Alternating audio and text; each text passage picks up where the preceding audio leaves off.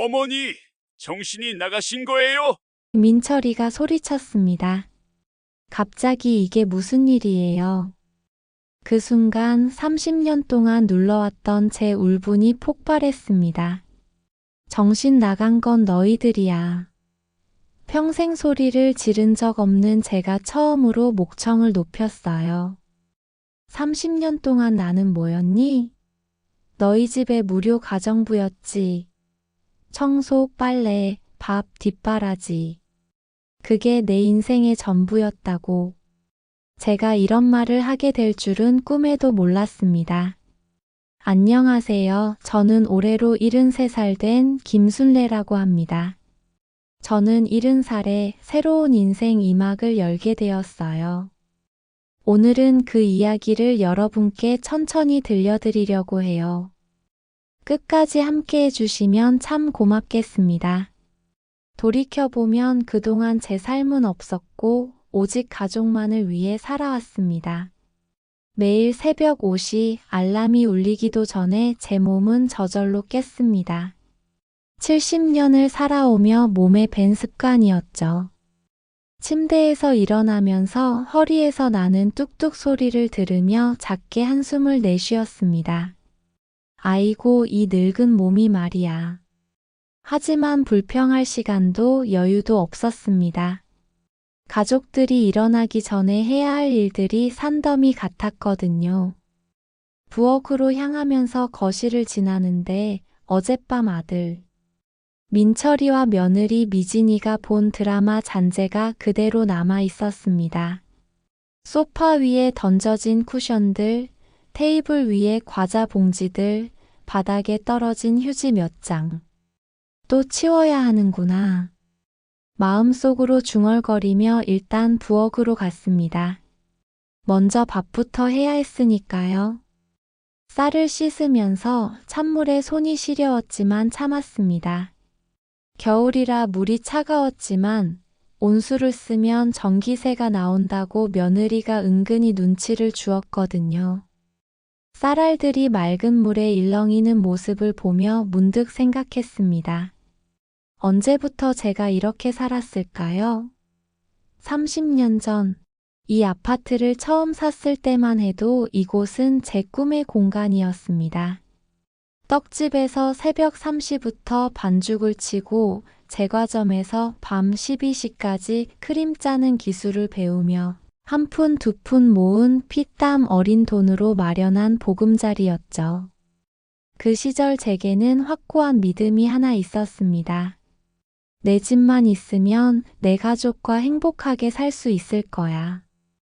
남편이 일찍 세상을 떠나고 혼자서 아들을 키우며 그렇게 믿고 살았습니다.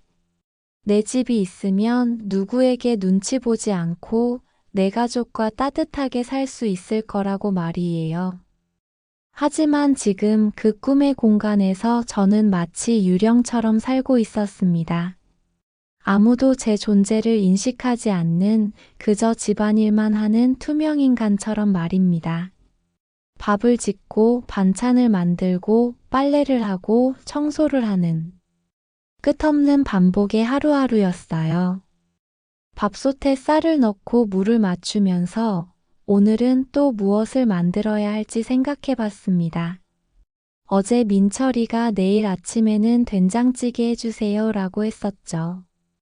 인사도 없이 마치 식당에서 주문하듯이 말했습니다. 냉장고를 열어 재료를 확인했습니다.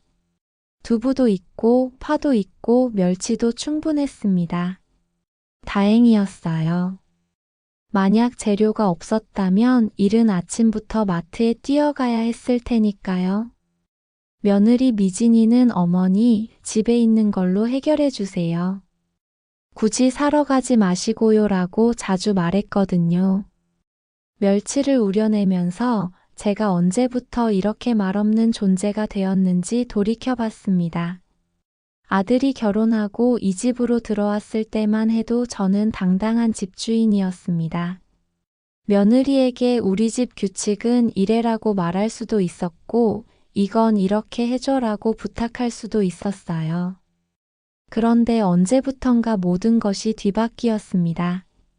제가 부탁하는 사람이 되고 제가 눈치 보는 사람이 되었어요. 아니, 더 정확히 말하면 아무것도 요구하지 못하는 사람이 되었습니다. 그저 주어진 일을 묵묵히 해내는 사람으로 말이에요. 된장을 풀면서 제 손이 많이 거칠어졌다는 것을 느꼈습니다. 주름도 깊어졌고 혈관도 도드라지게 보였어요. 언제 이렇게 늙었을까요? 거울을 볼 여유도 없이 살다 보니 제가 어떻게 변해가는지도 모르고 살았나 봅니다. 어머니, 오늘 저녁은 갈비찜 해주세요. 어느새 민철이가 부엌에 나타나 넥타이를 매며 말했습니다. 좋은 아침이라는 인사도 어머니 잘 주무셨냐는 안부도 없이 그냥 지시였습니다. 마치 호텔 컨시어지에게 서비스를 요청하는 것처럼 말이에요. 응, 알았어. 저는 고개를 끄덕였습니다. 다른 선택이 있었나요? 아니요, 없었습니다. 그리고 어머니, 제 와이셔츠 다림질도 해주세요. 오늘 중요한 미팅이 있어서요. 민철이는 커피를 한 모금 마시며 덧붙였습니다. 응, 그래. 또 고개를 끄덕였습니다. 제가 할 수 있는 거라곤 그것뿐이었으니까요. 민철이가 현관으로 향하는데 며느리 미진이가 부엌으로 들어왔습니다. 단정하게 차려입은 모습이었지만 표정은 차가웠어요. 아침부터 뭔가 불만이 있는 것 같았습니다. 어머니, 이 수건들은 따로 빨아주세요. 색깔이 빠질 수 있어요. 미진이가 빨래 바구니를 싱크대 옆에 내려놓으며 말했습니다. 고맙다는 말도 수고스럽다는 말도 없이 당연하다는 듯이 말이에요. 그리고 아림이 운동복도 세탁기에 같이 넣어서 빨아주세요. 체육 시간에 많이 더러워졌나 봐요. 알겠어. 저는 또 고개를 끄덕였습니다. 몇 개나 되는지 세어보니 빨래가 꽤 많았어요. 이것들을 다 손으로 빨아야 한다니. 허리가 벌써 아픈 것 같았습니다. 아, 그리고 어머니. 미진이가 문득 돌아서며 말했습니다. 오늘 제가 늦게 들어올 거예요. 회사 회식이 있어서요. 그러니까 저녁은 제 건 안 차리셔도 돼요. 내가 언제 며느리 것까지 차려준다고 했나? 속으로 생각했지만 입 밖으로는 내지 않았습니다. 이미 오랜 습관이 되어버렸거든요. 불만을 속으로만 삼키고 겉으로는 순종하는 것이 말이에요. 미진이가 나간 후 부엌에는 제가 혼자 남았습니다. 된장찌개가 보글보글 끓고 있었고 밥도 거의 다 되어가고 있었어요. 반찬도 몇 가지 더 준비해야 했습니다. 김치도 새로 담가야 했고 밑반찬들도 떨어져 가고 있었거든요. 할 일을 생각하니 벌써 숨이 막혔습니다. 하지만 이것도 저의 일상이었어요. 30년 동안 반복해온 일상이었습니다. 할머니, 오늘 학교에 일찍 가야 해요. 도시락도 일찍 준비해 주세요. 손녀 아림이가 부스스한 머리를 하고 부엌에 나타났습니다. 평소 제게는 애교를 부리던 아이였는데 요즘에는 그런 모습도 보기 어려워졌어요. 사춘기라서 그런가 싶었지만 가만히 보니 그것만은 아니었습니다. 부모들이 저를 대하는 방식을 그대로 배워가고 있는 것 같았거든요. 응, 알았어. 뭘 싸줄까? 그래도 손녀에게만큼은 다정하게 대답했습니다. 김밥이요. 그런데 할머니, 제 친구들이 도시락 보고 웃어요. 요즘 애들은 다 도시락 전문점에서 사오는데 할머니가 싸주는 건 너무 촌스럽다고. 아림이의 말에 가슴이 철렁했습니다. 정성스럽게 싸주는 도시락이 촌스럽다니. 하지만 뭐라고 할 말이 없었어요. 아이 말이 틀린 것도 아니었으니까요. 그럼 어떻게 할까? 그냥 용돈 주세요. 학교에서 사 먹을게요.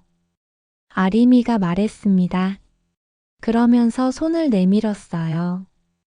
용돈을 주면서 저는 씁쓸했습니다. 제가 만든 음식보다 사 먹는 게 더 좋다니. 물론 아이들 세상이니 이해는 했지만 그래도 마음이 아팠어요. 가족들이 모두 나간 후 저는 홀로 부엌에서 뒷정리를 했습니다. 설거지를 하고 가스레인지를 닦고 식탁을 정리하고 그러다가 문득 거울에 비친 제 모습을 보았습니다. 언제부터 제가 이렇게 초라해졌을까요?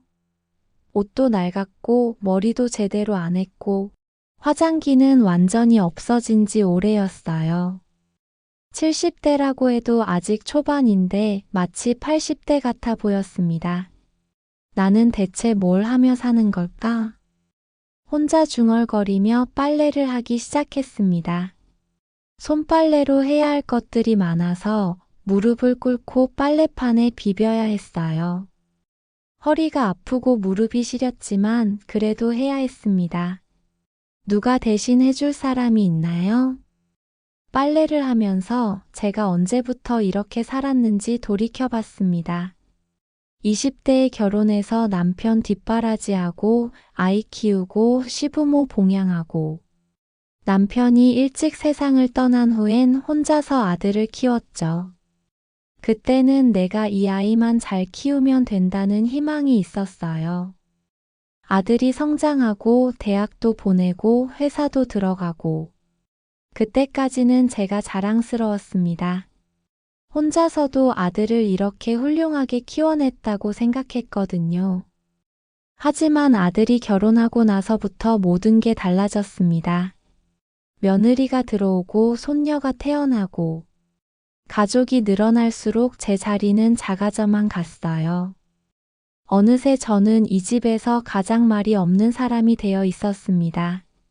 빨래를 다 하고 나니 벌써 점심시간이 다 되었습니다.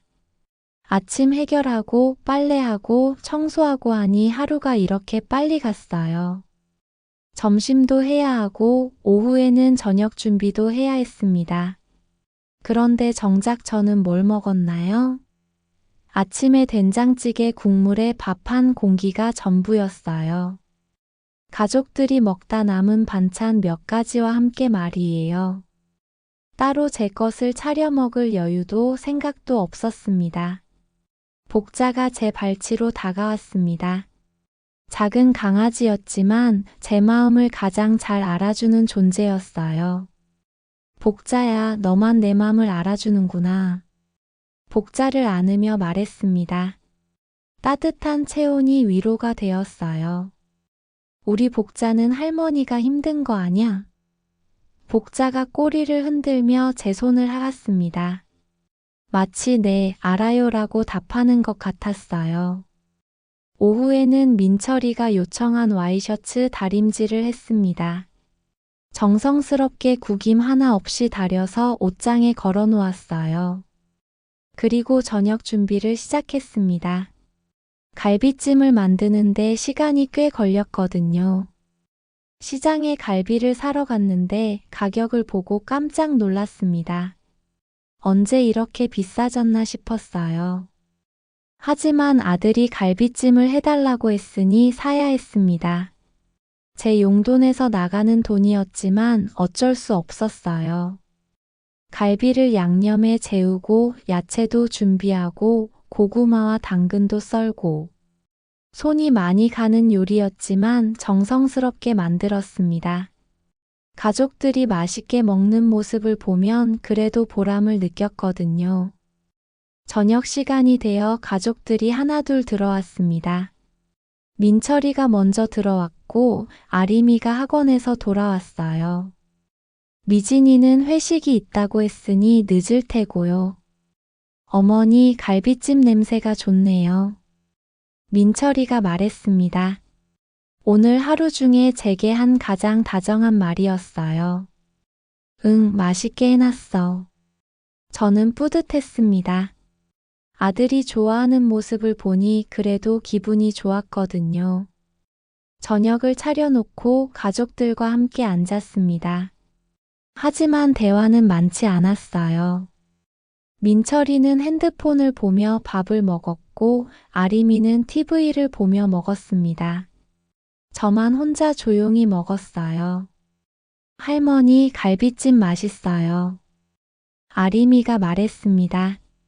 그나마 손녀가 맛있다고 해주니 다행이었어요. 많이 먹어. 저는 미소 지으며 아림이 그릇에 갈비를 더 올려주었습니다. 식사가 끝나고 가족들은 각자의 방으로 사라졌습니다. 민철이는 서재로 들어가 일을 했고 아림이는 방에서 숙제를 했어요. 저만 혼자 부엌에서 설거지를 했습니다. 설거지를 하면서 오늘 하루를 돌이켜봤습니다. 새벽 5시부터 지금까지 쉴 틈 없이 일했네요. 하지만 누구 하나 고맙다고 수고했다고 말해주는 사람은 없었어요. 당연하다는 듯이 받아들일 뿐이었습니다. 나는 이 집에서 대체 뭐지? 설거지를 마치고 거실을 정리하면서 생각했습니다. 가정부? 아니에요. 가정부는 월급이라도 받죠. 하숙집 아줌마? 그것도 아니에요. 하숙비는 받으니까요. 그럼 저는 뭘까요? 무료로 일하는 노예? 아니면 그냥 보이지 않는 존재? 모든 정리를 마치고 제 방으로 들어왔습니다. 작은 방이었어요. 원래는 다용도실로 쓰던 곳이었는데 며느리가 들어온 후에 제가 여기로 옮겨왔습니다. 어머니, 안방은 저희가 써야 할 것 같아요. 애기도 있고 해서요라고 했거든요.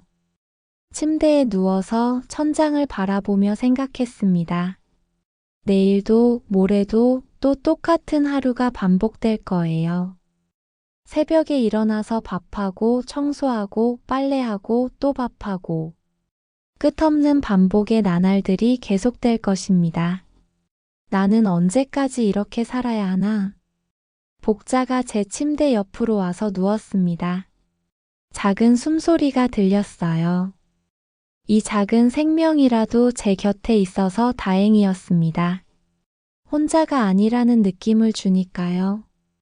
복자야, 우리 내일도 또 똑같은 하루를 보내야 하네. 복자의 머리를 쓰다듬으며 말했습니다. 복자는 꼬리를 한번 흔들고는 다시 잠들었어요. 그날 밤 저는 오랫동안 잠들지 못했습니다. 70년을 살아오며 이런 생각을 해본 적이 없었거든요. 내가 정말 행복한가? 내가 정말 원하는 삶을 살고 있는가? 답은 명확했습니다. 아니요. 전혀 행복하지 않았어요. 그리고 제가 원하는 삶과는 거리가 멀었습니다. 하지만 그렇다고 뭔가를 바꿀 수 있을까요? 70대의 나이에 이제 와서 새로운 삶을 시작할 수 있을까요? 그때는 몰랐습니다. 바로 며칠 후에 제 인생을 완전히 바꿀 사건이 일어날 줄은 말이에요. 가족들이 저를 완전히 배제한 채 여행을 떠날 줄은, 그리고 그것이 제게 얼마나 큰 깨달음을 가져다 줄 줄은 전혀 몰랐습니다. 그날 밤 저는 마지막으로 복자를 바라보며 중얼거렸습니다. 복자야, 내일은 좀 다를까? 하지만 복자는 이미 깊게 잠들어 있었고 제 질문에 답해줄 수는 없었습니다. 그로부터 며칠이 지난 어느 저녁이었습니다. 저는 평소처럼 설거지를 하고 있었는데 거실에서 가족들이 뭔가 흥미진진하게 이야기하는 소리가 들려왔어요. 궁금했지만 설거지를 다 끝내고 나서야 거실로 갈 수 있었습니다. 어머니, 저희 가족여행 가려고 하는데요. 민철이가 조심스럽게 말을 꺼냈습니다. 제 눈이 반짝 빛났어요. 드디어. 가슴이 두근거렸습니다. 30년 넘게 이 집에 살면서 제대로 된 가족여행을 가본 적이 언제였던가요? 아, 그러고 보니 한 번도 없었던 것 같네요. 어디로 가는데? 저는 설레는 마음을 억누르며 물었습니다. 이미 머릿속으로는 여행 가방에 뭘 넣을지, 어떤 옷을 입을지 생각하고 있었거든요. 괌으로 4박 5일 가려고 해요. 미진이가 대답했습니다. 그러면서 핸드폰으로 뭔가를 보여주더군요. 여기 리조트 정말 예쁘죠? 수영장도 있고 바다도 바로 앞이고. 와, 정말 좋겠다. 저는 진심으로 기뻤습니다. 괌이라니. 제가 젊었을 때부터 한번 가보고 싶었던 곳이었어요. 남편이 살아있을 때 나중에 돈 좀 모으면 괌이라도 한번 가보자고 했었는데 결국 못 가고 남편이 먼저 세상을 떠났거든요.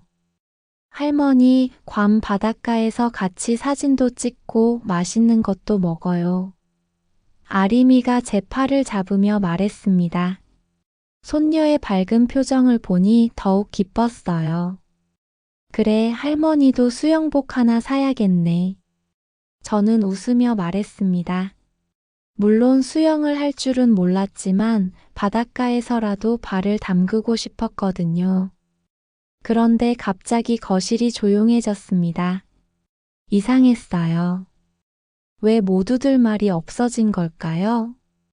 민철이가 목을 가다듬고 말했습니다. 어머니, 그게 저희만 가려고 하거든요. 처음에는 무슨 말인지 이해가 안 됐어요. 저희만이 무슨 뜻이니? 어머니는 집에서 푹 쉬세요. 복자도 돌봐야 하고 또 어머니 허리도 아프시잖아요. 미진이가 마치 저를 위해서 하는 말인 것처럼 덧붙였습니다. 그 순간 가슴이 철렁 내려앉았습니다. 마치 찬물을 끼얹은 듯한 기분이었어요. 나는 안 가는 거니? 어머니, 비행기표가 너무 비싸고요. 민철이가 말했습니다. 그리고 괌이 거리도 멀고 어머니가 힘드실 것 같아서요. 비싸다고요? 제가 언제 돈 때문에 가족에게 부담을 준 적이 있나요? 오히려 제가 생활비도 보태고 아이 학원비도 도와주고 있는데 말이에요. 그리고 힘들다고요? 저보다 나이 많은 분들도 해외여행 다니는데 저만 힘들다는 건 말이 안 되잖아요. 하지만 그런 말들을 입 밖으로 낼 수는 없었어요. 가족들 앞에서 제가 서운하다고 섭섭하다고 말하면 분위기만 나빠질 테니까요. 그럼 언제 출발하는데? 제가 간신히 물었습니다. 다음 주 화요일이요. 아림이가 대답했습니다. 그런데 아까처럼 신나는 목소리가 아니었어요. 할머니가 서운해하는 걸 눈치챈 것 같았거든요. 할머니, 미안해요. 다음에는 가까운 곳으로 꼭 같이 가요. 아림이가 제 손을 잡으며 말했습니다. 착한 아이였어요.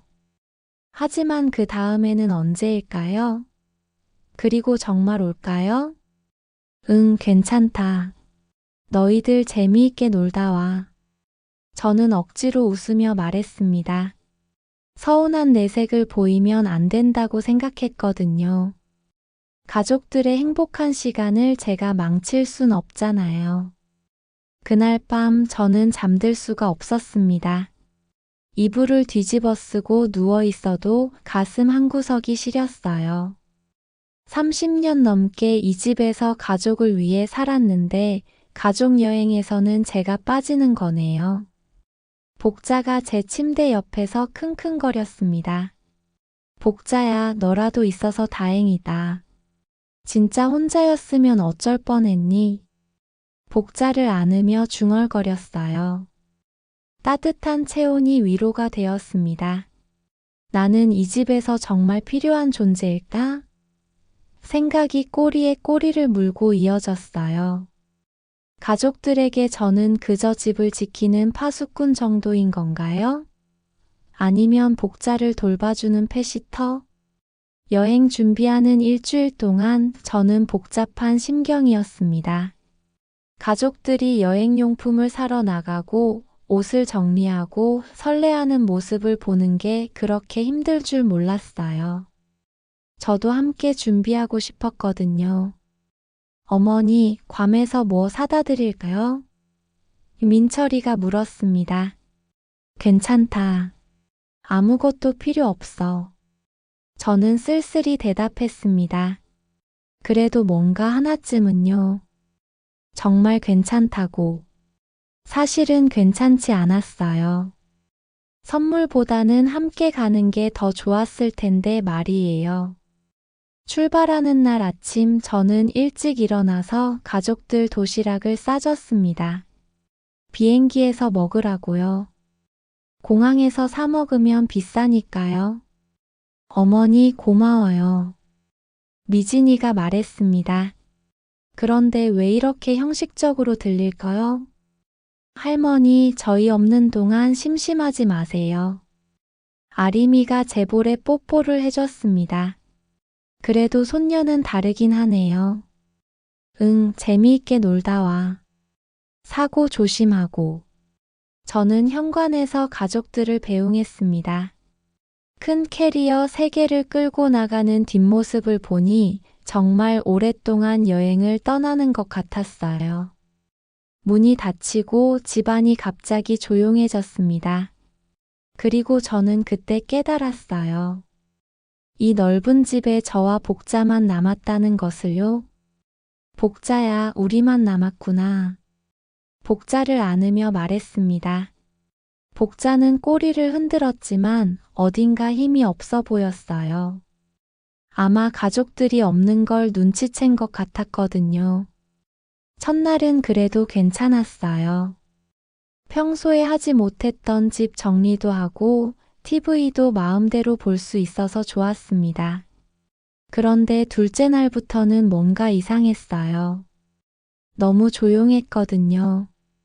아침에 일어나도 밥할 사람이 저밖에 없고 빨래도 제 것만 하면 되고 청소할 곳도 별로 없고 해야 할 일이 없으니까 시간이 너무 느리게 갔어요.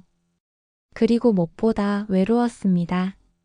평소에는 가족들이 저를 당연하게 여긴다고 생각했는데 정작 없으니까 집이 너무 텅 빈 느낌이었어요. 친구 정혜가 놀러 왔을 때였습니다. 술래야, 가족들은 어디 갔어? 집이 너무 조용하네. 괌으로 여행 갔어. 저는 담담하게 대답했습니다. 너도 같이 안 갔어? 정혜가 놀라며 물었습니다. 나는 집 지키라고 해서. 정혜의 표정이 심상치 않게 변했어요. 뭐라고? 가족여행에 너만 빼고 갔다고? 복자도 돌봐야 하고 집도 비우면 안 되잖아. 술래야, 그게 말이 돼? 30년 넘게 너를 위해 산 집인데 가족여행에서 너만 빼다니. 정혜가 분노했습니다. 저보다 더 화를 내는 것 같았어요. 그래도 뭐 어쩌겠어. 이미 간걸. 저는 체념한 듯 말했습니다. 술래야, 이건 너무하다. 정말 너무해. 정혜가 제 손을 잡으며 말했습니다. 너는 언제까지 이렇게 살 거야? 정혜의 말에 가슴이 먹먹해졌습니다. 그동안 혼자만의 생각이라고 여겼던 게 다른 사람이 보기에도 이상한 일이었나 봐요. 정혜야, 나는 이제 뭘 해야 할지 모르겠어. 저는 정혜에게 털어놓았습니다. 30년 넘게 이 집에서 가족을 위해 살았는데 정작 나는 뭘 위해 사는 건지 모르겠어. 술래야, 너도 내 인생이 있어. 아직 70대 초반이야. 앞으로 20년은 더 살 수 있는데 그 시간을 계속 이렇게 보낼 거야? 정혜의 말이 마음에 와 닿았습니다. 맞아요. 제게도 제 인생이 있잖아요. 왜 저만 다른 사람을 위해서만 살아야 하죠? 그런데 이제 와서 뭘 하겠어? 나이도 많고. 나이가 많긴 뭐가 많아. 요즘 70대는 새파랗게 젊어. 그리고 너 제과 기술자였잖아. 그 손맛이 어디 갔겠어? 맞았어요. 저에게는 제과 기술이 있었습니다. 젊었을 때 정말 유명했던 제과점에서 배운 기술이었어요. 지금도 만들라고 하면 웬만한 빵과 케이크는 다 만들 수 있어요. 그리고 술래야, 너 몰래 돈도 모으고 있다고 했잖아. 그것도 맞았습니다. 30년 넘게 조금씩 모은 돈이 상당했어요. 가족들은 모르는 비밀 계좌였죠. 정혜야, 그런데 가족들한테 미안하잖아. 뭐가 미안해? 30년 넘게 너를 위해 살았는데, 이제 내가 너를 위해 사는 게 뭐가 미안하냐고. 정혜의 말이 제 마음에 깊숙이 박혔습니다. 맞아요. 저도 저를 위해 살 권리가 있잖아요. 그날 밤 정혜가 간 후에 저는 오랫동안 생각했습니다. 서랍 깊숙이 숨겨둔 통장을 꺼내서 잔고를 확인해 봤어요. 이렇게나 모았구나. 놀라웠어요. 30년간 한 푼 두 푼 모은 돈이 작은 재산이 되어 있었거든요. 이 돈이면 뭘 할 수 있을까? 처음으로 그런 생각을 해봤어요. 지금까지는 혹시나 해서 모아둔 돈이었는데, 이제는 제가 쓸 수 있는 돈으로 생각하니까 다르게 보였어요. 복자가 제 무릎에 올라왔습니다. 복자야, 우리 정말 자유로워질 수 있을까? 복자는 꼬리를 흔들며 저를 쳐다봤어요. 마치 할 수 있어요. 엄마라고 말하는 것 같았습니다. 사흘째 되는 날, 저는 용기를 내서 부동산 사무소에 전화를 걸었습니다. 손이 떨렸어요. 여보세요, 아파트 매매 상담 받고 싶습니다. 네, 어떤 아파트인가요? 제가 주소를 말하자 부동산 중개사가 놀라는 목소리로 말했어요. 이 단지 요즘 시세가 정말 많이 올랐어요. 30년 전에 사신 거라면 엄청난 차익이 나겠는데요. 얼마 정도 받을 수 있을까요? 중개사가 말한 금액을 듣고 저는 깜짝 놀랐습니다. 제가 30년 전에 산 가격의 거의 15배였어요. 이렇게 많은 돈이라니. 혹시 급하게 파실 이유라도 있으세요? 중개사가 물었습니다. 아니요, 그냥 궁금해서요. 그럼 한번 나가서 정확한 시세 봐드릴까요? 지금 시장 상황이라면 한 달 안에도 팔릴 것 같은데요. 그렇게 해주세요. 전화를 끊고 나서 제 가슴이 두근거렸어요. 처음으로 제 의지로 뭔가를 결정한다는 기분이었거든요. 그날 저녁 저는 인터넷으로 울진을 검색해 봤습니다. 바다가 있는 조용한 어촌 마을이었어요. 집값도 서울에 비하면 정말 저렴했고 무엇보다 조용해 보였어요. 여기서 작은 빵집이라도 하나 차려볼까? 상상만 해도 가슴이 뛰었어요. 제가 만든 빵을 좋아해주는 사람들이 있을까요? 아침에 갓 구운 빵 냄새가 마을에 퍼지고 할머니들이 삼삼오오 모여서 커피라도 한잔하고 가는 그런 곳 말이에요. 복자도 넓은 마당에서 뛰어놀 수 있을 테고 저도 아무도 눈치 안 보고 제가 하고 싶은 일을 할 수 있을 테고요. 그런데 한편으로는 무서웠어요. 70대의 나이에 새로운 곳에서 새로운 시작을 한다는 게 쉬운 일이 아니잖아요. 그리고 가족들은 뭐라고 할까요? 아마 깜짝 놀랄 거예요.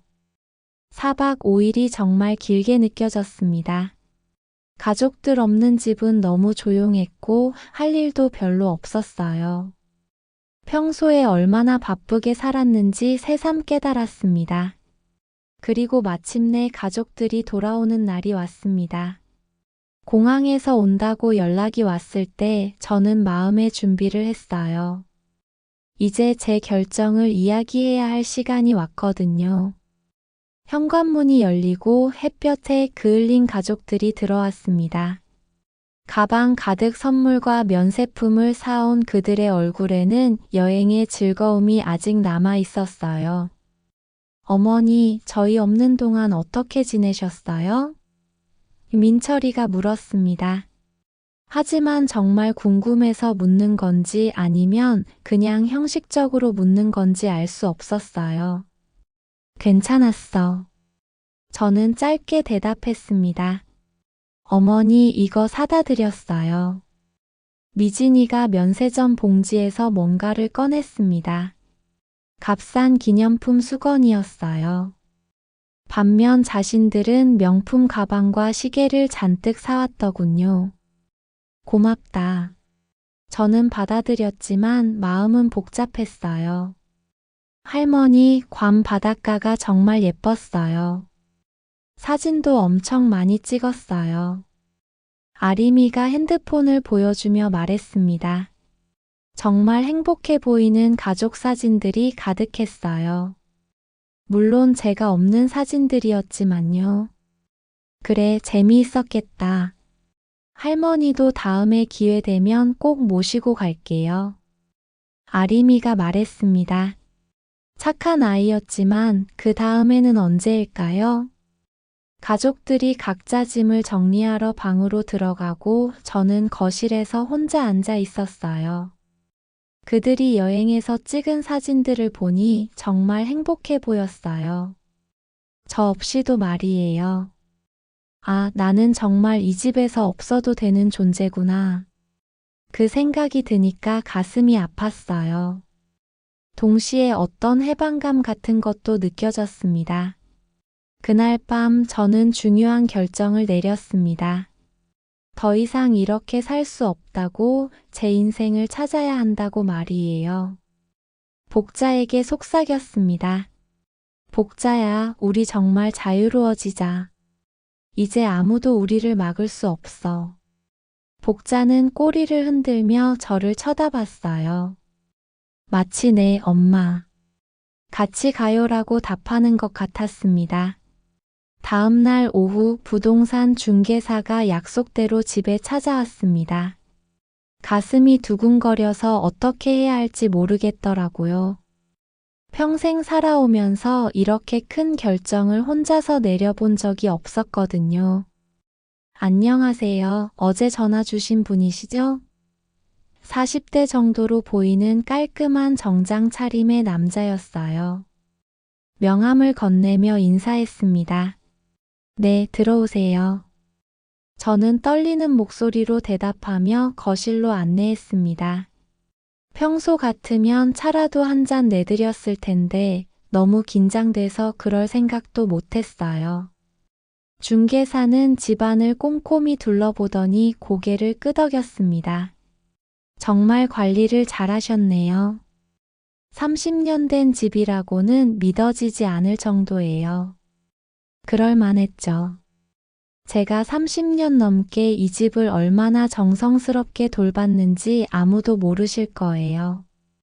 구석구석 먼지 하나 없게 청소하고 벽지도 몇 번이나 바꿔주고 바닥도 항상 반짝반짝하게 닦아놨거든요. 이 단지는 요즘 정말 인기가 좋습니다. 학군도 좋고 교통도 편리하고. 중개사가 말했어요. 시세를 정확히 말씀드리면 현재 거래가가 대략 15억에서 16억 사이입니다. 15억에서 16억이라니. 제가 30년 전에 3천만 원 주고 산 집이 그렇게 많은 돈이 되었다니요. 머리가 어찔어찔했어요. 물론 금매로 내놓으시면 조금 낮아질 수도 있지만 그래도 14억은 충분히 받으실 수 있을 것 같습니다. 14억이라도 엄청난 돈이었어요. 제가 평생 모은 돈과 합치면 정말 자유롭게 살 수 있을 만한 금액이었거든요. 그런데 혹시 급하게 파실 특별한 이유라도 있으신가요? 중개사가 조심스럽게 물었어요. 아, 그냥. 저는 말끝을 흐렸어요. 뭐라고 설명해야 할지 모르겠더라고요. 가족들 때문에 집을 팔고 싶다고 할 수도 없고요. 혹시 자녀분들과 상의는 해보셨나요? 보통 이런 큰 거래는 가족들과 의논하시는데 그 말에 가슴이 쿵했어요. 맞아요. 보통은 가족들과 상의하죠. 하지만 저는 상의할 생각이 없었어요. 30년 넘게 제 이름으로 된 집이고 제가 번 돈으로 산 집인데 왜 다른 사람 눈치를 봐야 하죠? 이 집은 제 명의예요. 제가 번 돈으로 샀고요. 저는 단호하게 말했어요. 상의할 필요 없어요. 중개사가 살짝 놀라는 것 같았지만 고개를 끄덕였어요. 그렇다면 언제쯤 매물로 내놓으실 건가요? 지금 당장이요. 제가 말하고도 깜짝 놀랐어요. 이렇게 빨리 결정할 줄 몰랐거든요. 지금 당장이요? 네, 한 달 안에 팔고 싶어요. 중개사는 잠시 계산기를 두드려 보더니 말했어요. 그럼 14억 5천으로 시작해서 빨리 나가면 14억 정도로 정리하시면 될 것 같습니다. 계약금은 10%, 중도금 30%, 잔금 60%로 하시고요. 숫자들이 머릿속에서 빙빙 돌았어요. 하지만 중요한 건 숫자가 아니었어요. 제가 드디어 제 인생의 주도권을 잡는다는 것이었죠. 좋습니다. 그렇게 해주세요. 중개사가 서류들을 꺼내더니 설명하기 시작했어요. 그럼 여기에 서명해 주시고요. 이건 위임장이고 이건 매물 확인서고. 서류에 서명을 하면서 제 손이 떨렸어요. 하지만 두려움보다는 설렘이 더 컸어요. 드디어 제가 제 인생을 사는 거구나 하는 생각이 들었거든요. 참, 이사는 언제까지 나가시면 되나요? 중개사가 물었어요. 한 달이면 충분해요. 저는 이미 울진의 집도 알아보고 있었거든요. 인터넷으로 봐놨던 바닷가 근처에 작은 집이 있었어요. 중개사가 간 후 저는 복자를 안고 거실에 앉아 있었어요. 복자야, 우리 정말 해냈다. 드디어 자유로워지는 거야. 복자는 제 품에서 꼬리를 흔들었어요. 마치 저의 결정을 응원하는 것 같았어요. 그런데 갑자기 불안해지기 시작했어요. 가족들이 알면 뭐라고 할까요? 특히 민철이는 정말 화를 낼 거예요. 이 집에서 계속 살고 싶어 할 텐데 말이에요. 하지만 이미 결정한 일이었어요. 그리고 돌이킬 생각도 없었고요. 다음 날부터 저는 본격적으로 이사 준비를 시작했습니다. 먼저 울진에 있는 집을 계약했어요. 바다가 보이는 작은 단독주택이었는데 마당도 있고 정말 예뻤어요. 복자가 뛰어놀기에도 좋고요. 그리고 가구들도 새로 주문했어요. 30년 동안 쓰던 낡은 가구들 말고 제가 진짜 좋아하는 예쁜 가구들로요. 침대도 새로 사고 소파도 새로 사고 생각만 해도 설렜어요. 제과 도구들도 새로 주문했습니다. 오븐도 큰 걸로, 믹서도 좋은 걸로. 울진에서 작은 베이커리를 차릴 생각이었거든요. 제가 만든 빵과 케이크를 파는 작은 가게 말이에요.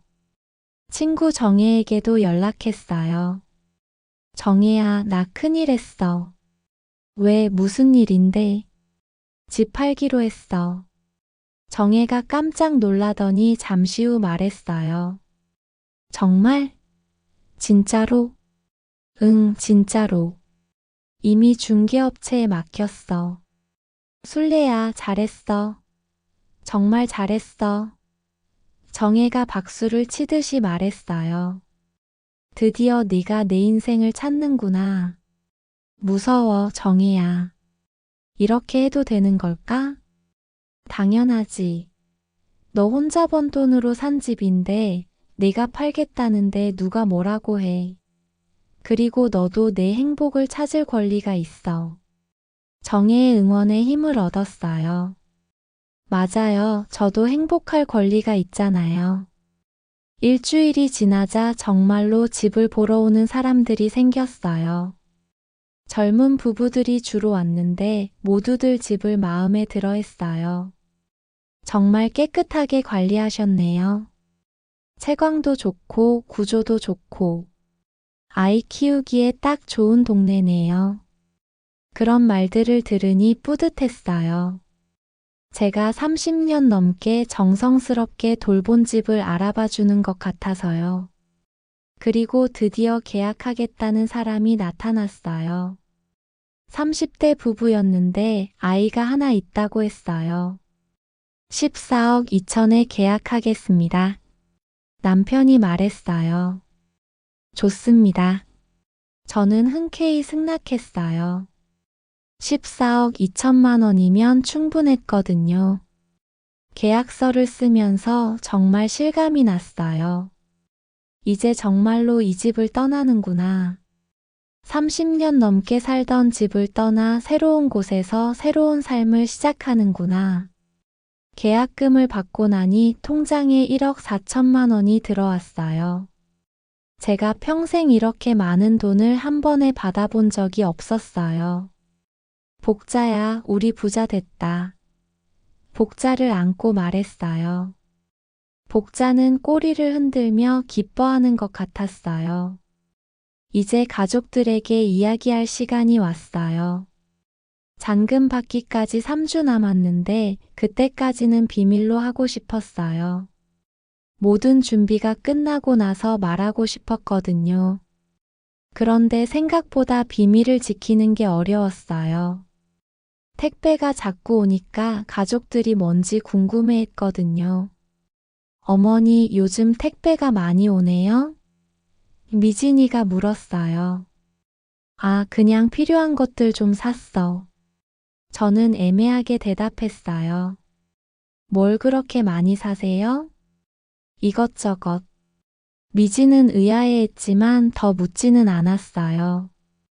평소 제가 뭘 사든 관심 없었으니까요. 민철이도 마찬가지였어요. 어머니, 요즘 뭔가 다르신 것 같은데? 한 번 물었지만 제가 그런가? 라고 하니까 그냥 넘어갔어요. 사실 저는 정말 달라졌어요. 마음이 한결 가벼워졌고 뭔가 기대감에 부풀어 있었거든요. 30년 만에 처음으로 제가 원하는 삶을 살게 된다는 생각에 설렜어요. 울진 집 인테리어도 거의 끝나갔어요. 사진으로 봤는데 정말 예뻤어요. 흰색과 하늘색으로 깔끔하게 꾸며 놓았는데 제가 꿈꿔왔던 바로 그런 집이었어요. 베이커리 준비도 착착 진행됐어요. 간판도 주문하고 인테리어 업체와도 상담했고 재료 공급 업체도 알아봤어요. 술래네 베이커리라는 이름도 정했고요. 생각만 해도 가슴이 뛰었어요. 아침 일찍 일어나서 빵을 굽고 마을 사람들이 하나둘씩 들러서 사장님, 이 빵 정말 맛있어요 라고 말해주는 모습을 상상하면 저절로 웃음이 났어요. 복자도 넓은 마당에서 자유롭게 뛰어놀 수 있을 테고 저도 바닷가를 산책하며 여유로운 시간을 보낼 수 있을 테고 정말 꿈만 같았어요. 친구 정혜도 놀러 오겠다고 했어요. 술래야, 베이커리 오픈하면 내가 첫 번째 손님 할게. 정혜야, 고마워. 너 덕분에 용기 낼 수 있었어. 무슨 소리야, 다 네가 한 거지. 나는 그냥 응원만 했을 뿐이야. 하지만 정혜의 응원이 없었다면 저는 이런 결정을 못 내렸을 거예요. 친구의 소중함을 새삼 느꼈습니다. 드디어 잔금을 받는 날이 왔어요. 은행에서 14억 원이 넘는 돈이 제 통장으로 들어오는 걸 보니까 정말 실감이 났어요. 제가 정말로 해낸 거구나. 복자야, 우리 내일 새 집으로 이사 가자. 복자를 안고 말했어요. 복자는 꼬리를 신나게 흔들었어요. 이제 가족들에게 이야기할 시간이었어요. 모든 준비가 끝났고 돌이킬 수도 없는 상황이었으니까요. 오늘 밤 가족들에게 진실을 말하겠어요. 제가 이 집을 팔았다고, 내일 새로운 삶을 시작하러 떠난다고 말이에요. 가슴이 두근거렸지만 무섭지는 않았어요. 오히려 후련했어요. 드디어 제가 제 인생의 주인공이 되는 거니까요. 저녁 식사 시간이 다가왔습니다. 평소 같으면 일찍부터 준비를 시작했을 텐데 오늘은 달랐어요. 간단하게 국과 반찬 몇 가지만 차렸습니다. 마지막 식사가 될지도 모르니까요. 어머니, 오늘 반찬이 좀 적네요. 미진이가 식탁을 보며 말했습니다. 평소보다 반찬이 두세 가지 적었거든요. 오늘은 이 정도면 충분해. 저는 담담하게 대답했습니다. 예전 같으면 미안하다. 내일은 더 준비할게. 라고 했을 텐데 오늘은 그런 말이 나오지 않더라고요. 민철이가 밥을 먹으면서 말했습니다. 어머니, 요즘 뭔가 이상하신데 몸이라도 안 좋으세요? 몸은 괜찮아. 저는 젓가락질을 멈추고 가족들을 천천히 바라봤습니다. 민철이, 미진이, 아림이. 30년 넘게 함께 살아온 가족들이었어요. 하지만 오늘 이 순간 이들과 작별할 준비가 되어 있었습니다. 할머니, 왜 그렇게 쳐다봐요? 뭔가 무서워요. 아림이가 수저를 내려놓으며 말했습니다. 저는 심호흡을 한번 크게 했습니다. 이제 말할 때가 왔어요. 더 이상 미룰 수 없었습니다. 얘들아, 할 말이 있어. 제 목소리 톤이 평소와 달랐나 봅니다. 식탁 분위기가 갑자기 무거워졌어요. 민철이와 미진이도 젓가락질을 멈추고 저를 바라봤습니다. 이 집을 팔았어. 잠깐의 정적이 흘렀습니다. 마치 시간이 멈춘 것 같았어요. 가족들은 제 말을 제대로 알아듣지 못한 것 같았습니다. 네. 뭐라고 하셨어요? 민철이가 먼저 반응했습니다. 목소리에 당황함이 역력했어요. 이 집을 팔았다고 했어. 한 달 전에. 어머니, 설마 농담이시죠? 미진이가 어색하게 웃으며 말했습니다. 하지만 제 표정을 보더니 웃음이 사라졌어요. 농담 아니야. 정말 팔았어. 오늘 잔금까지 다 받았고. 그 순간 민철이가 확 달려와서 제 앞에 앉았습니다. 어머니, 이게 무슨 말씀이세요? 상의도 없이 어떻게? 상의? 저는 쓴웃음을 지었습니다. 언제 너희들이 나와 뭔가를 상의한 적이 있니? 괌 여행 갈 때도 상의했니? 민철이가 할 말을 찾지 못하고 있을 때 미진이가 벌떡 일어났습니다. 어머니, 저희가 여기서 살고 있는데 어떻게 이런 일을 혼자 결정하세요? 내 이름으로 된 집이야. 저는 차분하게 말했습니다. 내가 30년 전에 내 돈으로 산 집이고, 내가 팔겠다는데 누가 뭐라고 해? 하지만 어머니, 민철이의 목소리가 높아졌습니다. 저희 가족이 갑자기 어디서 살아요? 아림이 학교도 있고, 그건 너희들이 알아서 해야지. 저는 더 이상 미안해하지 않았어요.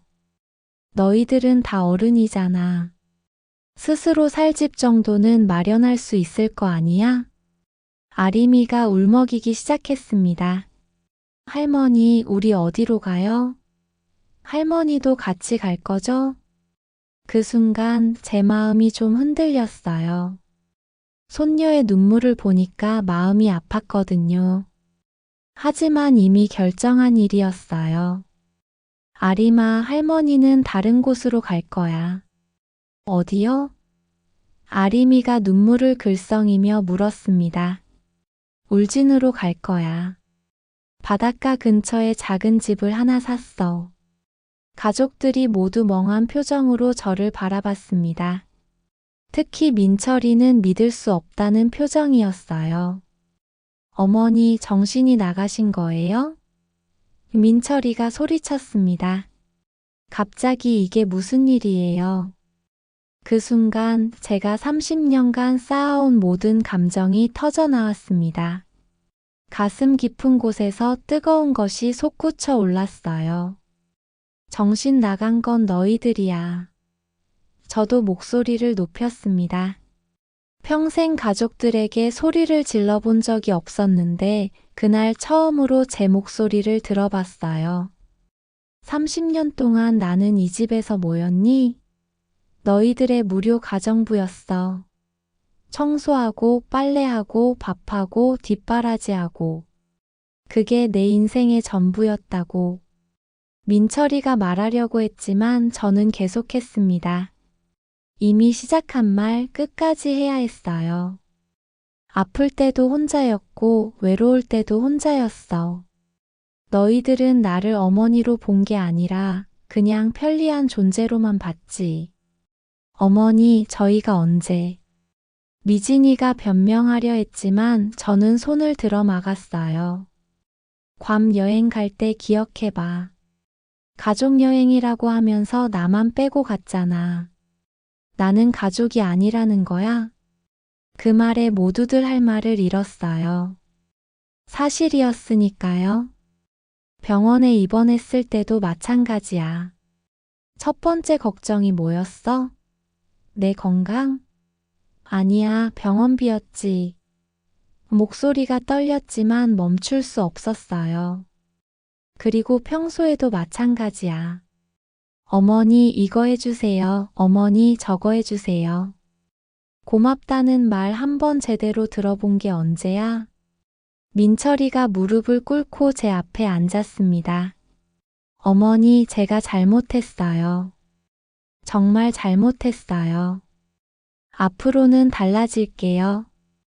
이제 와서 뭘 달라져? 저는 쓴웃음을 지었어요. 30년 넘게 이렇게 살았는데 하루아침에 달라질 수 있겠어? 정말 달라질 거예요. 저희가 어머니를 더 잘 모실게요.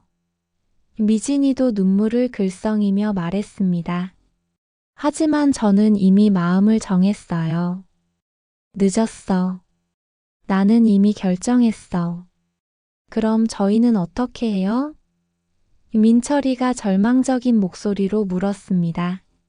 갑자기 집에서 나가라고 하시면 저희가 어디서 살아요? 너희들은 다 성인이잖아. 알아서 살아야지. 저는 단호했어요. 나도 20대에 결혼해서 스스로 살림을 꾸렸어. 너희들도 할 수 있을 거야. 어머니 제발요. 민철이가 제 손을 잡으며 애원했습니다. 다시 생각해 주세요. 그때 아림이가 제게 달려와서 안겼어요.